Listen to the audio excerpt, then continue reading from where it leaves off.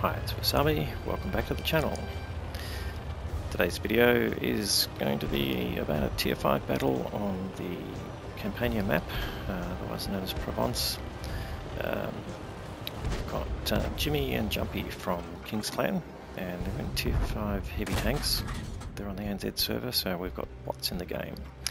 It's going to be a very sordid tale of how the game is going to be won, so hope you're going to enjoy it. Alright, so Jimmy is in the Churchill 1, the Tech Tree Churchill, and Jumpy's in the KV1, which is the Soviet heavy tank at tier 5 in the Tech Tree. So no premium tanks for these two guys in this particular battle. In any case, so let's, this map is sometimes a bit campy, but typically, yeah, tanks cross at each end to fight each other from one end of each side, and you get a bit of sniping, as you can see, from side to side. Jumpy's there in the KV1, we just saw her on the left. Jimmy's decided to cross. So it can be a bit risky in a heavy tank crossing late, because if you have light tanks in the game, which we do here with an ELC and a Leopard, you can be spotted and about shot from the other side. So anyway, Jimmy's looking for some targets. He's coming across. He's spotted a DW2, and of course he's been spotted himself, so already taken a shot that he's blocked. And now he's taken a little bit of damage. Just a critical hit there, but should be getting under their guns from the side here, but now he's spotted a bot, or at least we should probably call them AI players. They're programmed by Wargaming, and they do exhibit some standard behaviour like that B1 of just stopping and turning around, which makes them very vulnerable, and that B1's been taken out of the game. Now, of course, you can tell the bot players by having the colon in front and behind their names, and you can look up their stats, you know, fairly reasonably if you're AI players. Now we'll see how this game progresses. Now they've spotted a Churchill 3 on the other side. That is a premium tier 5 heavy tank, quite a good performer actually, and although this player perhaps is a new player and doesn't really seem to know how to play it, he's just sitting in one spot. He's tracked here, of course, but maybe hasn't loaded a repair kit. And Jimmy's pumped a few shots into him now.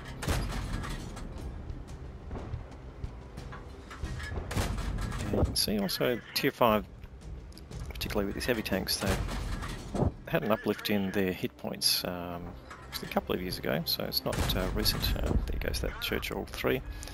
Didn't contribute a lot to the game, I don't think. We'll see that in the final stats. But yeah, so you can see Jimmy's got 1,000 hit points, which is pretty amazing for a tier 5. But this is to make sure that players survive a little bit longer in the game and get a bit more enjoyment out of it.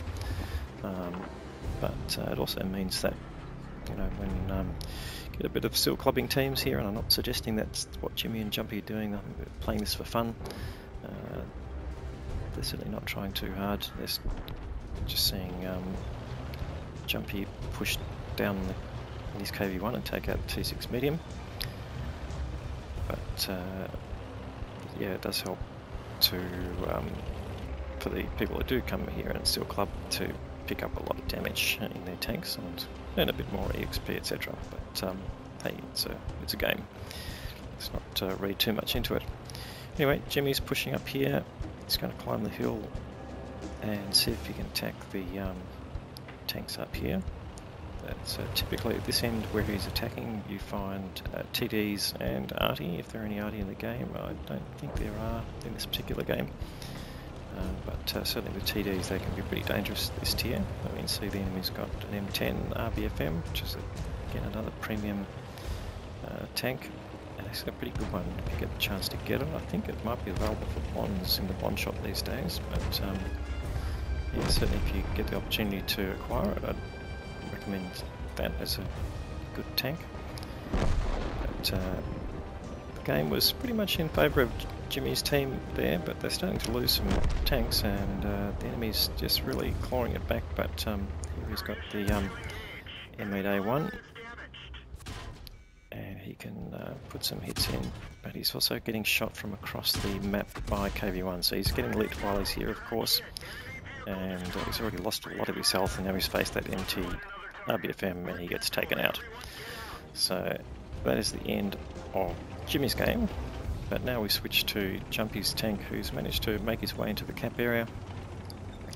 It's now 10v10. They've got a bit of a lead in hit points, and Jumpy's got about 2/3 of his hit points here. Now we've got a T67 making his way into the cap area too. Obviously, capping is a pretty common way to win in the lower tiers. Players can't react.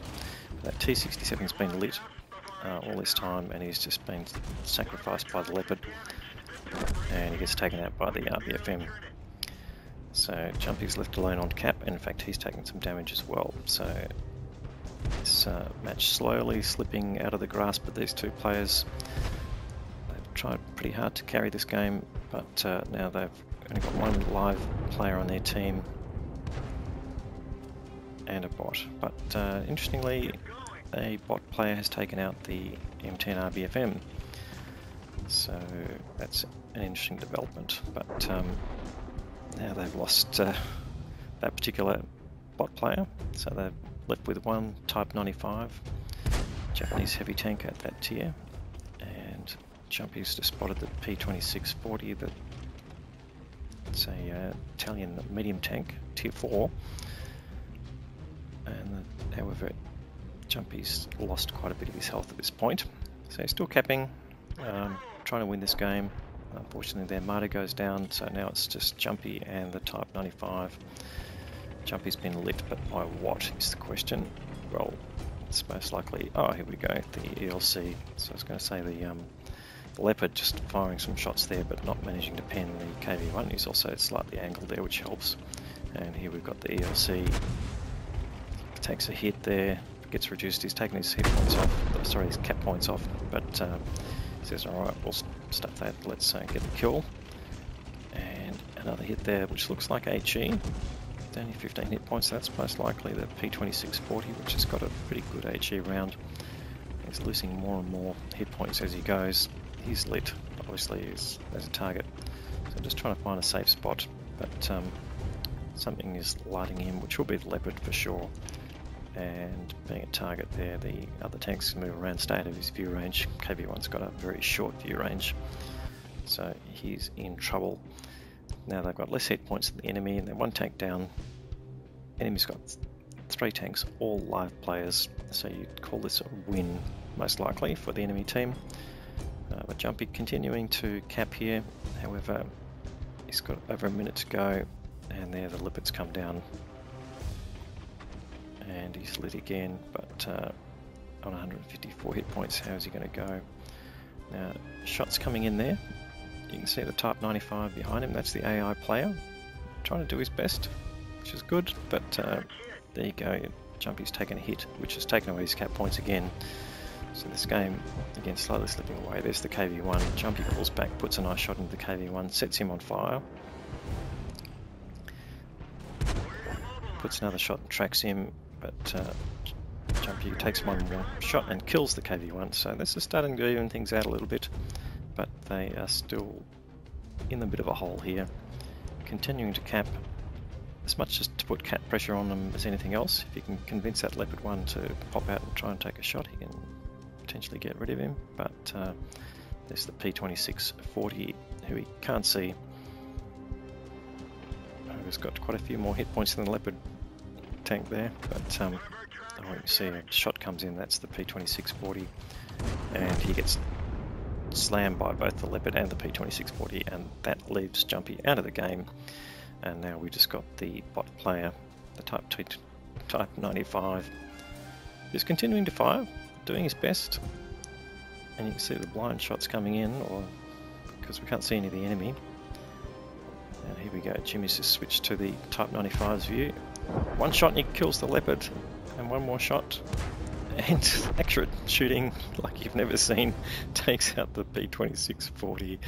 So bots for the win. All right, well, here we've got Jimmy's results. So he managed to get a second class mastery badge there, doing 1711 hit points of damage and getting 2 kills, and 433 assisted damage there, so just over 2.1k of combined damage there, which at tier 5 is pretty impressive. But let's have a look at the team score, because this is really the story. So we've got Jumpy on top with in the KV1 doing 2.5k of damage and picking up 1177 base. So the two guys finishing on top of the table there. So you'd think they carried the game, but both of them got killed before the end. So who's the winner here? Well, the winner is the Type 95 heavy tank here, Takeshi Utamari, programmed by an unknown programmer from Wargaming. But what did he do? Fired 7 shots, 4 of those hit, 2 of those penetrated. So those last 2 shots were the penetrating shots. They killed the Leopard 5 and the medium tank, the P2640. Now both of them, yeah, light-skinned vehicles in that sense, but we do know that sometimes the AO players fire premium rounds. They do have those things available to them in the game, and who knows, that was an RNG call. But yes, if it wasn't for this AI player, they wouldn't have won. The enemy would have overwhelmed them, and it's pretty typical for that to happen if the last player alive is an AI player. So thank you very much, unknown programmer from Wargaming, and your alter ego Takashi Utamari. Anyway, we hope you like the video. It's a bit of fun. It certainly is fun at this tier, and I'd recommend it if you're having a hard time at higher tiers to come back to tier 5, particularly in the ANZ server. Have a crack at some AI players and see if you can beat them. Certainly, if you like the video, please give it a thumbs up. Certainly helps the video performance. If you haven't subscribed to the channel already, please consider doing that. We'll have more great content to follow. Thanks very much for watching.